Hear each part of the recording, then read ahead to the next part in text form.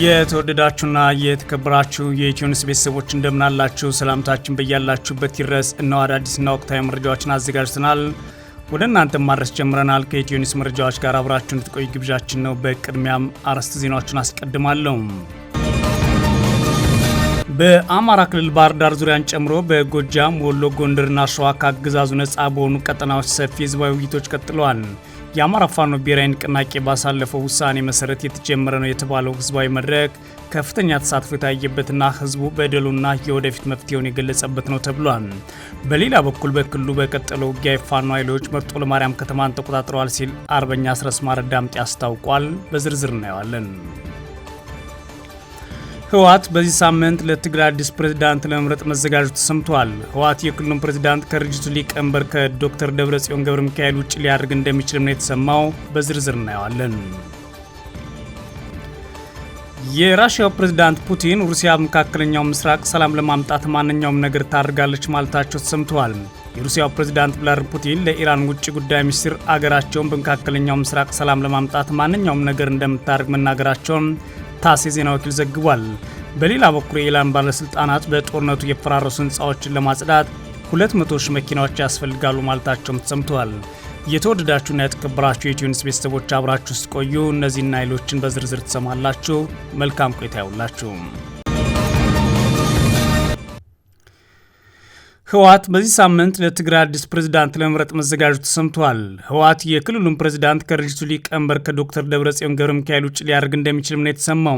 የብልጽግናው ጠቅላይ ሚኒስትር አብይ አህመድ ከ2 ሳምንታት በፊት የትግራይ ጊዜያዊ አስተዳደር ፕሬዝዳንት ሌተናል ጄኔራል ታደሰ ወረደን የስልጣን ጊዜ ለ1 ዓመት ማራዘማቸውን ተከትሎ ህዝባዊ ወያኔ ሓርነት ትግራይ ህወሓት ሹመቱን እንደማይቀበለውና ከጦርነቱ በፊት የነበረው መንግስት ለመመለስ መወሰኑን መግለጹ ይታወቃል። በ2012 ዓ.ም የነበረው መንግስታዊ መዋቅርና ምክር ቤቶች ለመመለስ ባለፉት 10 ቀናት ውስጥ ከድርጅቱ ስራ አስፈጻሚ ኮሚቴ ጀምሮ የማዕከላዊ ኮሚቴ፣ የዞን፣ የወረዳና የከተማ ምክር ቤቶች ስብሰባ እያካሄዱ ይገኛሉ። በተጨማሪም የህወሓት አመራሮች በየደረጃው ያሉ ካድሬዎችን፣ የቀድሞ ሚኒሻዎችን፣ በጡረታ የተሰናበቱ ወታደሮችን፣ የአርሶ አደሮችን ማህበራት እንዲሁም የሴቶችና የወጣቶችን ማህበራት ስብሰባ መጥራት ውሳኔውን የተመለከተ ማብራሪያ መስጠታቸውንና አቋም እንዲይዙና መግለጫ እንዲያወጡ ማድረጋቸው መረጃዎች አሳይተዋል።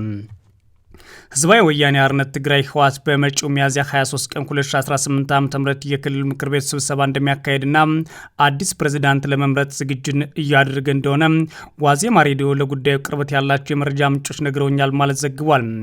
አዲሱ ፕሬዝዳንት ማን ሊሆን እንደሚችል በእርግጠኝነት መናገር ባይችሉም የመረጃ ምንጮቹ ግን የድርጅቱ ሊቀመንበር ዶክተር ደብረጽዮን ገብረ ሚካኤል፣ የጊዜያዊ አስተዳደሩ ምክትል ፕሬዝዳንት አቶ አማኑኤል አሰፋ ወይም በፕሪቶሪያው ስምምነት ወቅት አንዱ ተራዳሪ የነበሩት ፍስሐ ጽዮን የተሰኙ ሊሆኑ እንደሚችሉ ምንጮች ግምታቸውን አስቀምጠዋል ተብሏል።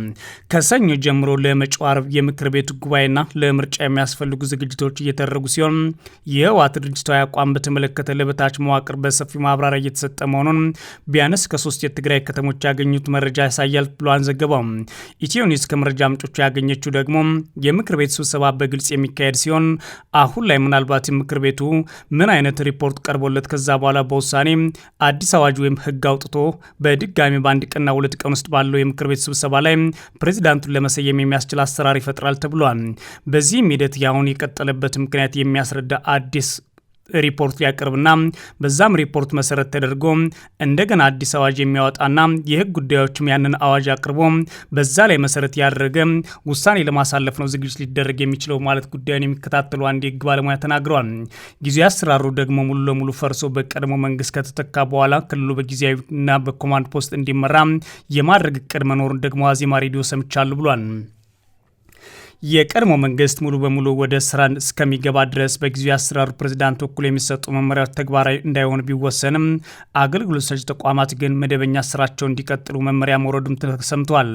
ድርጅቱ ከፌዴራሉ የብልጽግና አገዛዝ ጋር የገባበትን ውጥረት ተከትሎ ከ1 ወር በፊት ጀምሮ በሰሜን ጦርነት የተሳተፉና ትጥቅ የፈቱ የቀድሞ ተዋጊዎችን ወደ ምድባቸው እንዲመለሱ ጥሪ ማድረጉን የገለጹት ምንጮች በርካታዎቹ ወደ ቀድሞ ምድባቸው መመለሳቸውም ተናግሯል።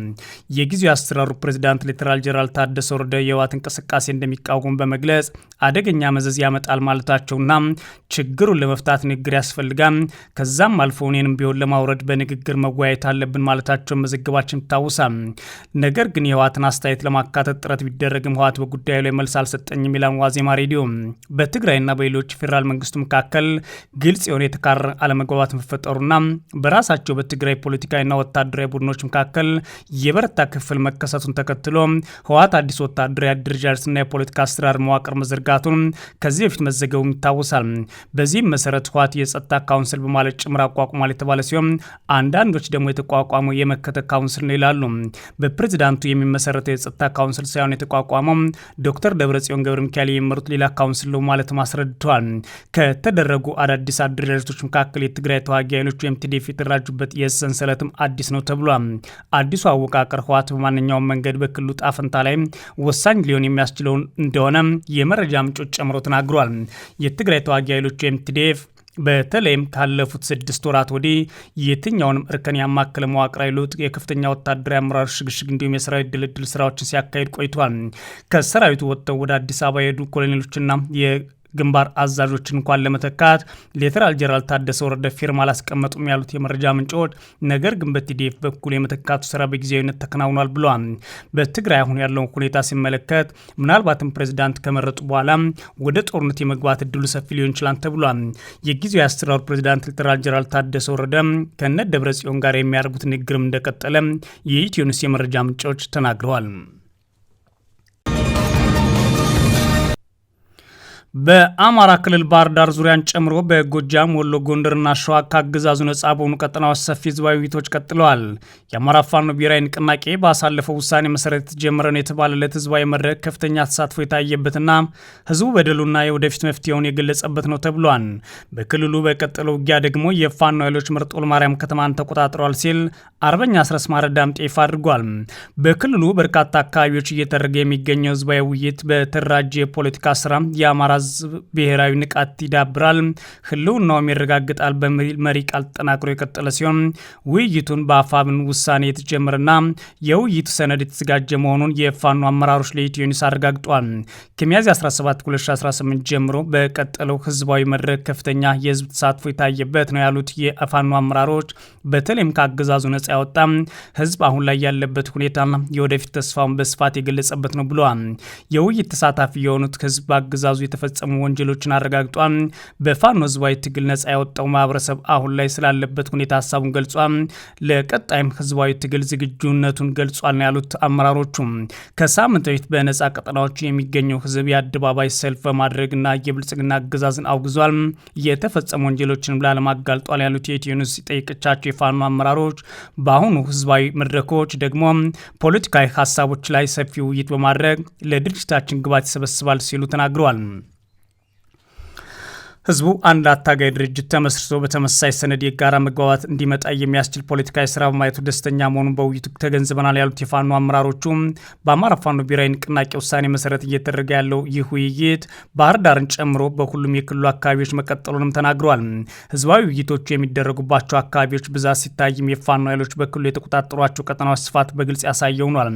በህዝባዊ ውይይቶቹ መድረኮች ላይም ከፍተኛ የፋኖ አመራሮች ጭምር ህዝቡን ሲያወያዩ ታይተዋል።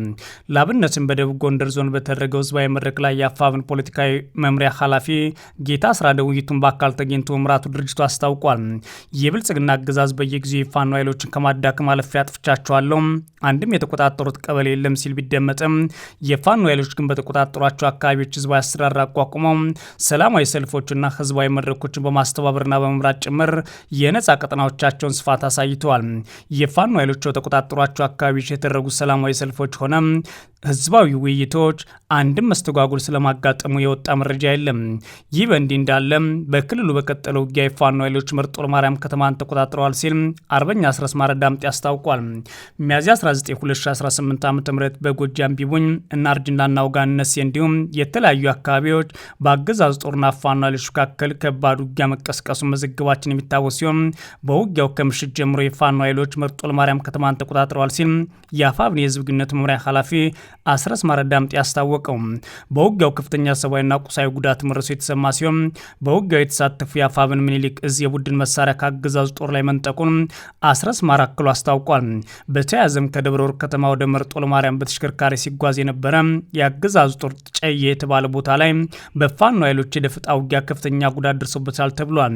የፋኖ ኃይሎችን ነፍሴ ሳር ምድር ወረዳ ድቦ ከተማ፣ እናርጅና እናውጋ ወረዳ ፈለገ ብርሃን ከተማ፣ በቢቡኝ ወረዳ ድጎ ወይን ውሃ ከተሞችን ባደረጓቸው ውጊያዎች በርካታ የአገዛዙ ጦር አባላት ሲገደሉ ጥቂት የፋኖ አባላትና አንድ የፋኖ አመራርም የህይወት ዋጋ ከፍለዋል ሲል የኢትዮኒውስ የፋኖ የመረጃ ምንጮች ተናግረዋል።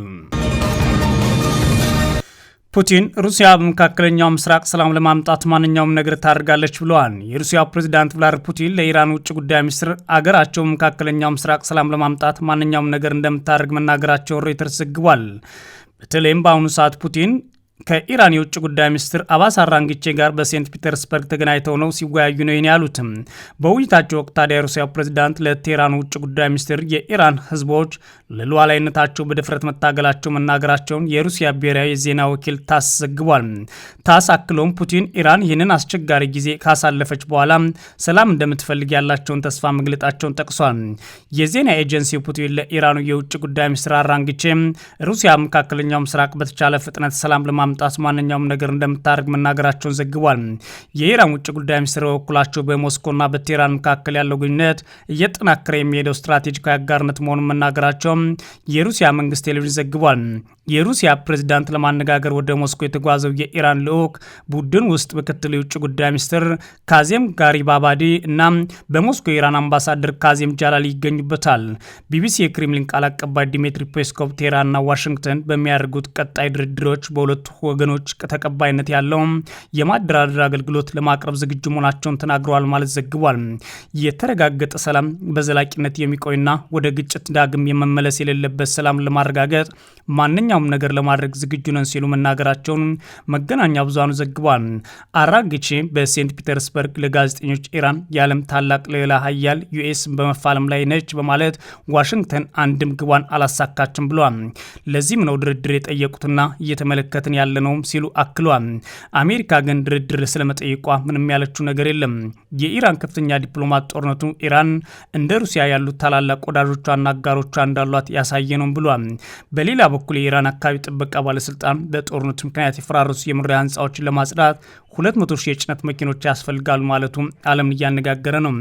በኢራን ላይ የደረሰው ጉዳት እስካሁን ድረስ በግልጽ በሚዲያ ባይነገርም ጉዳቱ ግን ከፍተኛ ሊሆን እንደሚችል ሲገመት ቆይቷል።